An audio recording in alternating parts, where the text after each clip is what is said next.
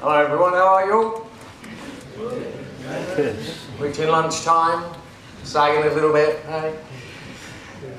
My name's Matthew Griffin. A lot of people call me a futurist, but that's more of a convenient title basically than anything else. I run a global futures think tank, and our time frames basically range between 2020 and 2070. So AI basically crops up basically in my everyday life basically probably every couple of minutes. So I sit on the board of Centrica, and in Centrica we are talking about the impact that artificial intelligence will have on the European energy grid. We talked about Huawei earlier. At the end of last year, basically I helped them ideate the next 5 generations of smartphones and the things that come beyond, kind of after 2040. And actually, remember Huawei in kind of October, as the CTO said, if we're going to be developing a smartphone, out of all of the technologies basically that we should be looking at, you know, better screens, batteries, all these sorts of things, what should we be focusing on? And I said artificial intelligence. But there's a reason for that.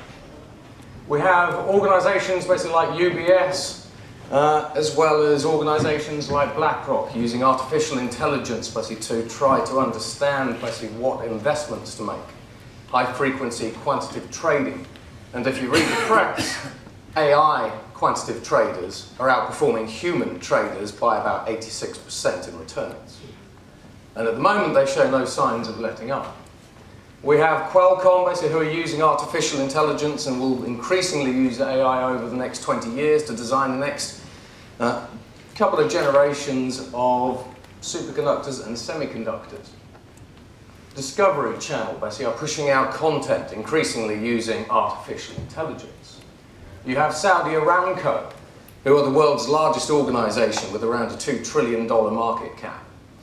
And they are using artificial intelligence to find the next big oil wells. You have HP, who are thinking about using artificial intelligence, but they aren't quite sure yet. Goldman Sachs, who are literally going through their organization, automating all of it. So they've already automated a third of the organization. You have Dentons, world's largest law firm, 17,000 lawyers. They recently automated their entire paralegal layer with an AI robo-lawyer called Ross. We have Accenture. Accenture recently automated using AI and robotic process automation 17,000 jobs. You have the HM Treasury that are trying to get their head around basically the impact that artificial intelligence basically will have on the UK financial services sector, etc., etc., etc. So out of all of these organizations, artificial intelligence is pivotal to every single one. But as we are sort of looking at advertising and beyond, basically one of the, I thought basically we'd take a little bit of a quick divergence basically from artificial intelligence. How many of you have played around with holograms? Yeah, if you have a look at the LoopMe mini player, it's looping, and you see basically some holograms coming on. A hologram of a ballerina. If you download another app, as we start talking about democratization of healthcare and the use of artificial intelligence for good, lots of people die every year basically from skin cancer and melanomas. So now we have free apps using machine vision that allow you to hover your phone over a sort of worried piece of your skin and tell you, again, with kind of a 90% accuracy there, whether or not you have a melanoma. And of course, we start joining this up, it then phones a doctor for you. In addition to that, starting to go a little bit crazy now, how many of you in the audience would like to sit where you are and figure out if you have pancreatic cancer? Hey. Well, the good news here is I hold the phone in front of me. It looks like I'm taking a selfie, and you never know, it might be. Yeah. You hold your phone in front of you. The camera basically on the phone, using artificial intelligence and machine vision, will detect something called bilirubin in your eyes. So when you get pancreatic cancer, there are some telltale signs. Basically, you can get sort of a bit of jaundice, basically, and your eyes turn a sort of slightly funny colour. That app is 93% accurate. And there's more. How many of you want to figure out basically if you're getting ill? You know, you might have an England match basically coming up in a few weeks' time, and yeah, they're a bit dull and boring now, basically. So you want to make sure that you're going to work. You want to make sure you're not ill, and you don't have to take the day off. Now, again, what we can do using machine vision, machine learning, and AI is you talk to your phone and say, "Am I ill?" And the phone goes, "Yeah." And I think you've got a cough. And you figure out basically that you really don't want to be sitting at home watching that England match. So it can email a prescription for you for whatever it happens to be. But the way it does that is, you know, as you're sort of walking around, if you're speaking to someone and you say, "How are you today?" And they go, "Oh, I'm doing a bit all right. Yeah, I feel like that. It's a bit, you know." You can tell by someone's voice how ill they might be. You say, "Well, I think you've got a bit of a cough there." But using all the sensors and the different technologies that we have in these devices, artificial intelligence can detect the very, very smallest vibrations basically in your voice, and it can detect higher pitches. So what we do is we take a basic form of machine learning artificial intelligence, we shove it into some apps, and all of a sudden you can push that app to 1.4 billion Africans. Bearing in mind that today, 4.5 billion people have a smartphone. 2.5 billion people do not have a toilet or access to safe drinking water on a regular basis. 2 billion people don't have access to healthcare or doctors. You push these apps to them, basically over a $30 smartphone and an internet connection, basically in the middle of Timbuktu, and all of a sudden, basically, they have access to some rudimentary healthcare. And then we can do some things on top of that. But then similarly, basically from an artificial intelligence perspective, I can create, that's my train ticket there, that's still not digital. And I don't think the trains use artificial intelligence, at least not a route of doing anything interesting. On the other hand, artificial intelligence can and is being used to create fully autonomous weapons. And the danger is basically that we start going towards the bad side. AI can be used for good, but you need to be building it for good use cases. So anyway, so when I was asked to talk, basically I was told I was given 15 minutes to talk about artificial intelligence. And I thought, well, actually that's really quite easy. You know? I could probably cover it off basically in about sort of 2 minutes, something like that, and I can have a sit down, have a coffee, or something like that. It'd be nice. So AI is important, very important, particularly if you speak to people who are building AI models. I think it's very important. And you should be doing it now. And don't do evil. And the last one basically should actually be obvious, but now, what I want to do, but I sort of thought, well, you know, it's just going to be unfair on you all basically if I sit down for 13 minutes because you're just going to be staring at a blank screen because lunch isn't going to be moved forward. So I thought, well, I probably need to talk about some other bits and pieces as well. So what I'm going to do is, I thought I'd play you a little pop song. And for those of you in the audience who are observant, just have a look at the images, because it's a secret to my trick.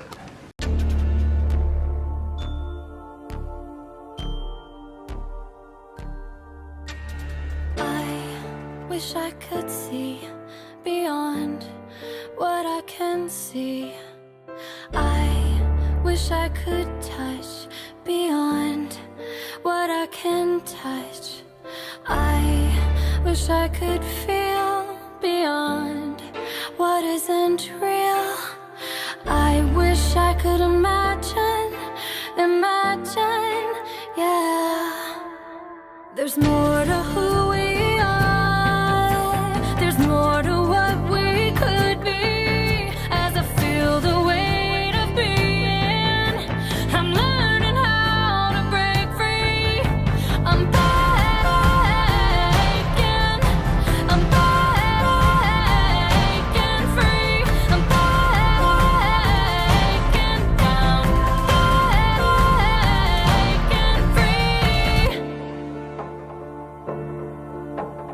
I wish I could smell beyond what I can smell. I wish I could taste beyond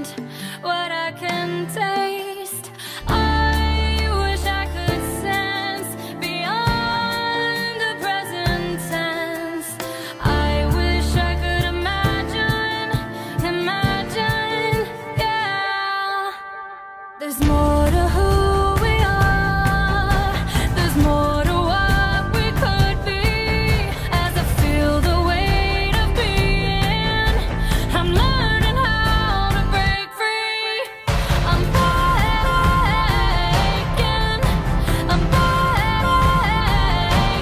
free. I'm breaking down, breaking free. I've tried to walk a mile in someone else's mind, but underneath a smile, we all feel quarantined. There's more to who we are. There's more to what we could be. As I feel the weight of being, I'm learning how to break free. I'm breaking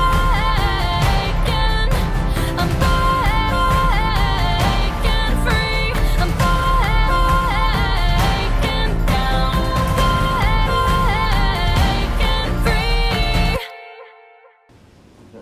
So if I asked you to rate that out of 10, where 0 was, that's complete junk, and where 10 basically is, wow, that's amazing. How many of you would rate that below 5? See, the UK Generals basically has sort of been lining up with the UK Generals, basically the MOD. Okay, how many of you would rate that as 6? 7? Okay, 8? 9? 10. So you're actually rating it about 7. Now, I play that around the world, from Cape Town and Joburg, basically to Dubai, to New York, California, Sydney, London, a whole variety of places.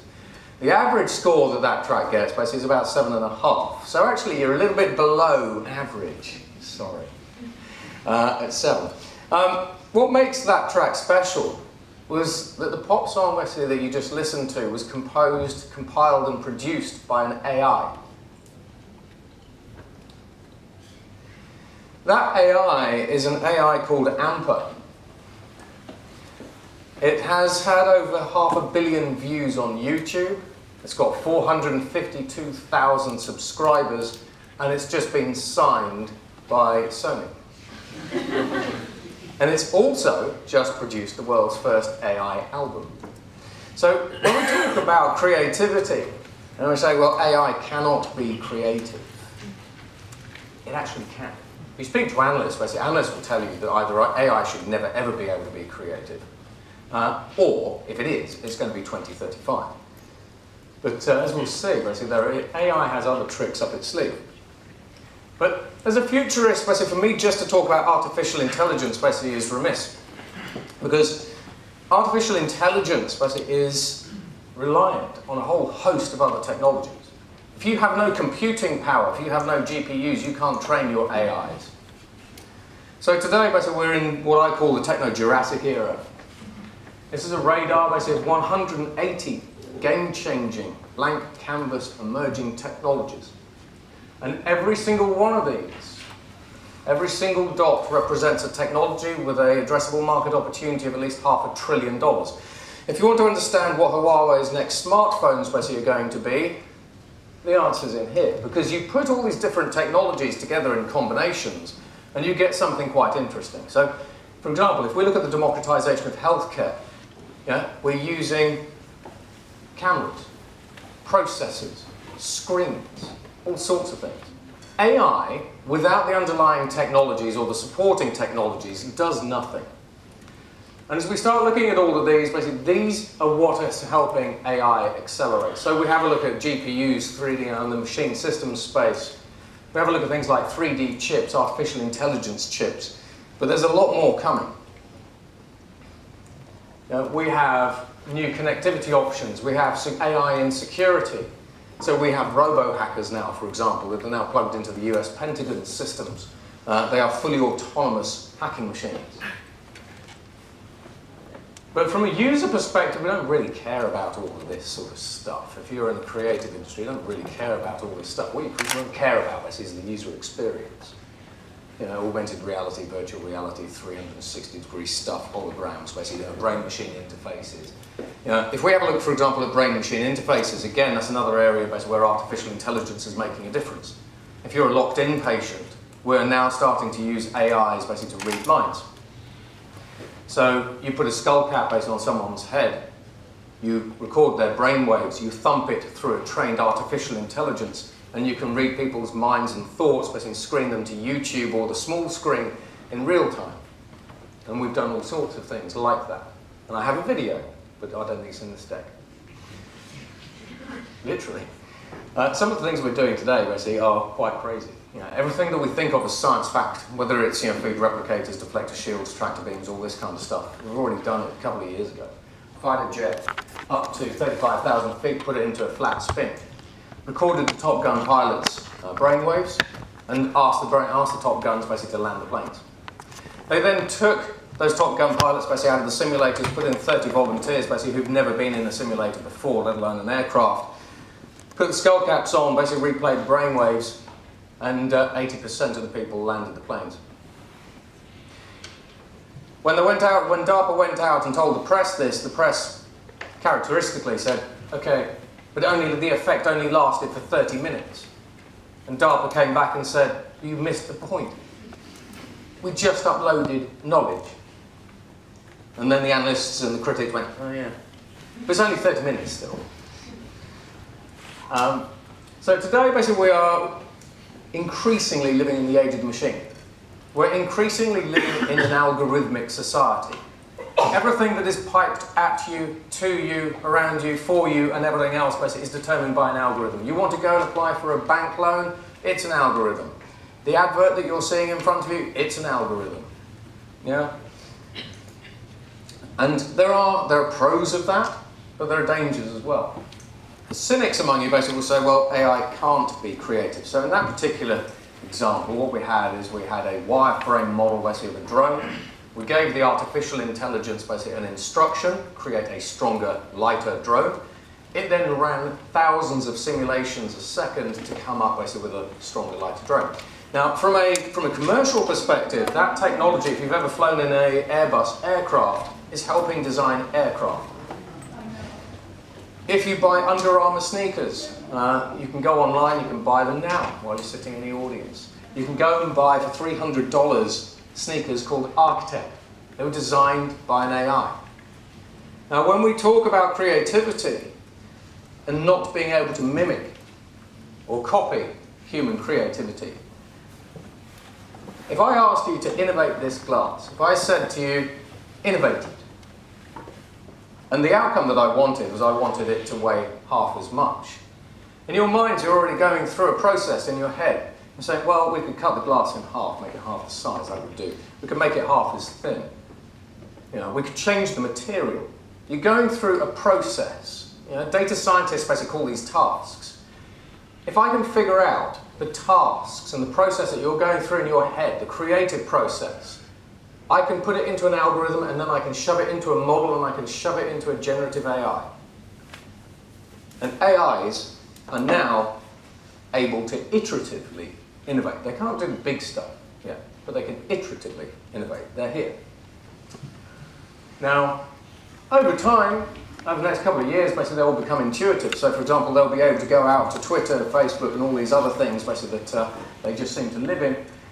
And they'll be able to say, you know what, basically, I've seen a need in the marketplace. There's lots and lots of companies, lots and lots of people out there, basically, who are moaning about this particular product.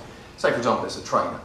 So what I've done is I found a wireframe model of a trainer, basically. I've listened to all their feedback, they're uncomfortable, basically, whatever it happens to be. And I've iterated a new one. Here's my new product. What do you want to do with it? And then they start getting empathetic. It's a process. Creativity is a process. As we all talk about automating basically the left-hand side of our brain, because that's basically the sort of logical basically center of our brains, and then let's all move over to the right-hand side, let's move over to creativity.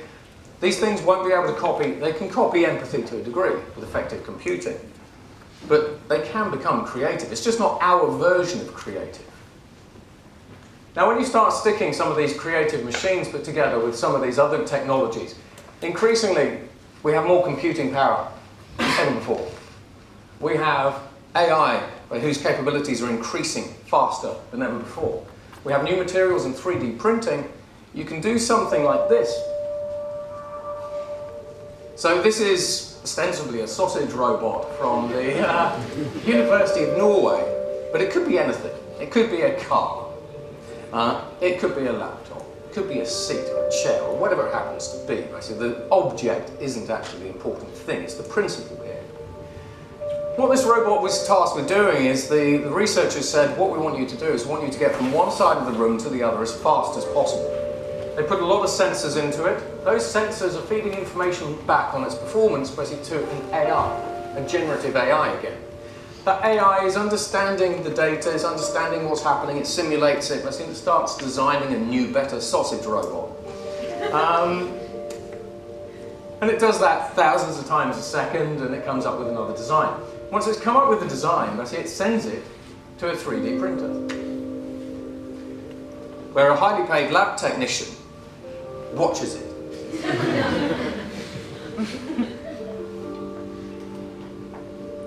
So as you can see, it's printing a sausage robot. It's not a fast process, but hey ho. From a 3D printing perspective, in the past, this is the sort of speed of these printers about a year ago. These things are now 1,000 times faster using something called holographic 3D printing, but that's a slightly different thing. So anyway, it prints it off, lab technician assembles it. But again, as we start looking at sort of new technologies, if you replace that 3D printer with a 4D printer, the AI could send a new robot to a 4D printer, and we did this 2 years ago. The 4D printer will print off a robot that walks out of the printer by itself. So in terms of where we think we are with technology, whether it be AI basically or any other technology, technology is a rocket ship. From a company perspective, companies are kind of like the Teslas, the Mondeos and everything else. So you're never going to keep pace with technological advancement. Regulators basically are kind of the bike with a puncture in it. And we're trying to sort that out. Now, from an AI perspective, and I encourage you to look at the dates. This is the freaky thing. It's not the fact that they can do some of these things, but the freaky thing is the dates. In 2017, we came up basically with the first self-coding AI. Basically, it's an artificial intelligence from Microsoft. It's called Deepcoder, and what it will do is if you give it an instruction, it will go off to GitHub, Stack Overflow, scrape code, put the code together, compile it, release it, run it. Today it does about 5 lines of code. By the end of this year, it'll do 30. By the end of next year, it'll do hundreds of lines of code, and it'll start being able to create more advanced programs.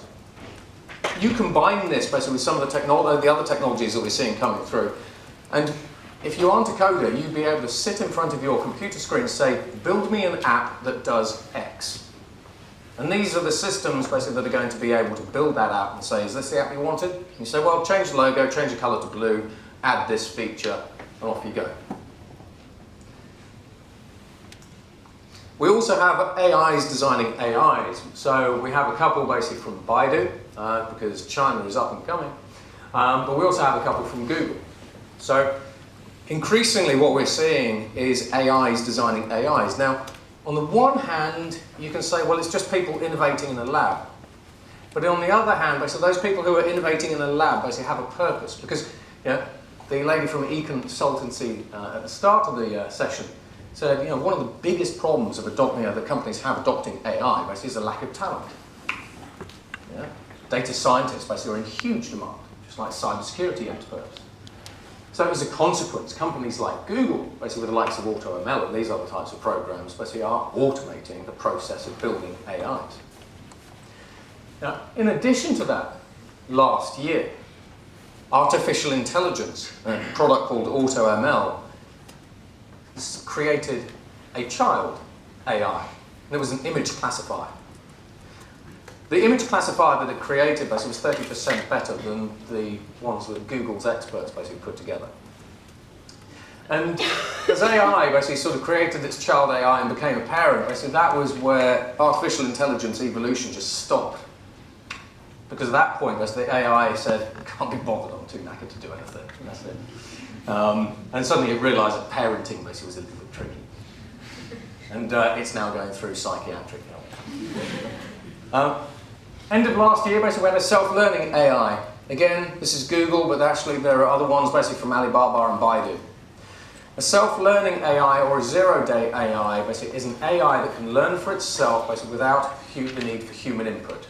You know, you feed lots of images into these AIs, and you feed lots of data into these AIs. These do it themselves. In this particular one, this was based on AlphaZero. It learned chess in 4 hours. But it actually learned just about every other board game in 4 hours, and then it went off and beat a variety of different experts. But what's special about this one that a lot of people missed is in 2016, Google DeepMind published the first artificial general intelligence architecture. This, to all intents and purposes, is a neural network. When you strip it down to its bare bits and bones, it's an artificial general intelligence version 0.1. And what Google did here is they had a variety of different neural networks, but they stuck them together and aggregated them under a larger neural network, and that neural network is AlphaZero. But you have to dig deep. So AGI, basically, which is supposed to be here in about 2035, is likely to be here sooner. Because just like the human brain, basically we have lots of subnets basically in our brain, basically, and then we kind of have a sort of aggregator basically that pull, just figures out basically which memories to pull for what reasons and occasions and everything else. So, as I say, AGI basically is likely to be here a little bit earlier basically than we thought. And when you have a look at AGIs and things, basically there are lots of companies working on AGIs, basically the amount of investment that's going in is crazy. It's billions of dollars. We have super AI, but not in the way that you might think. It's not artificial super intelligence. That's slated for about 2040, 2045, if you sort of believe 70% of experts. This was an artificial intelligence. This was a neural network that was put together on one of the world's most powerful supercomputers, an American supercomputer at the Department of Energy called Titan. It created a very complicated neural network in under a day. Now, for anyone that builds neural networks, you know that building a good neural network model, depending on what you're building, this will typically take about 3 months. This built one in a day. Titan, towards the end of this year, basically, is going to be getting an upgrade, and towards the end of this year, it's going to have 5 times the GPU capability. So it's not going to be building AI models basically in a day at the end of the year. It's going to be building them in hours. And the models basically that it created, again, were anywhere between 40 and 80% better at what they do. Things like identifying molecules, drug compatibilities, all that kind of stuff, and efficacies, than what the humans have put together. But further than that, when we have a look at AI, we're used to kind of AI copying people. You go onto a bot and you type something in, you think, that's an interesting one. It's just copying people. Now what we're typically trying to do is they're now starting to mimic people, where they're starting to apply some of their own reasoning. But now they're also starting to replace people. We're used to that. We're hearing that in the press, basically with automation, all that sort of stuff. But now they're building people. And what I mean by that is a chap from the Science Museum basically alluded to it. Last year, basically, there was a product from NVIDIA. It's a deep learning network, basically, and it created, and you can go and watch it on YouTube. It created, on the fly, thousands and thousands of fake celebrities. But the thing here was that they were very high definition. And if I put photos of those celebrities in front of you, or just photos of those people in front of you and said, is that a photo of an actual person? And about 98, not all, but about 98% of occasions you'd have gone, yes, that's a photo of a real person. So these machines are now creating people like this. This is Ava. A year ago, basically, this was a text-based bot. Ava is a neural network. And again, as we start talking about the combination of technologies, what we are doing is we are using high-definition rendering CGI technologies from Hollywood, clashing it together basically with the latest neural network technologies. And she's now being used in NatWest. However, looking back at the timeline, in 2014, no AI could have produced that image. In 2014, the best that they could do was create a black and white grainy image of a person. Now they're doing much more than that though. We can copy voices, we can create basically fake people, and we can stick them together in things like this. It got me thinking about my full-time employees and their ability to survive on $8 an hour in New York City. And foremost in all of our minds has been the loss and the grief felt by the people of Orlando. Most of us don't get our health care through the marketplace. We get it through our job or through Medicare or Medicare. And what you should know is that thanks to the Affordable Care Act, your coverage is better today than it was before. Women can get free checkups, and you can't get charged more just for being a woman.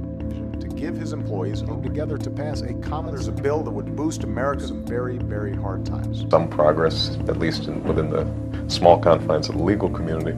I think it's real important. Here we go. President Barack Obama, when you giving a speech, make sure you use a lot of pauses. So you might see there are some things that give that away as a fake. 4 years ago, basically, it was a grainy image. Technology accelerates quickly. Now, if you wanted to put together a fake Obama video, basically you need some skills. Not a lot, but you need some skills. University students can put them together. Now we're getting to what we call imaginative, codeless AIs. Now what that means is it means that you can use text as an input. So you can now start texting. You know, I know it's your favourite hobby. And you can say, create a video of, in this case, swimmers, golfers, whatever it happens to be.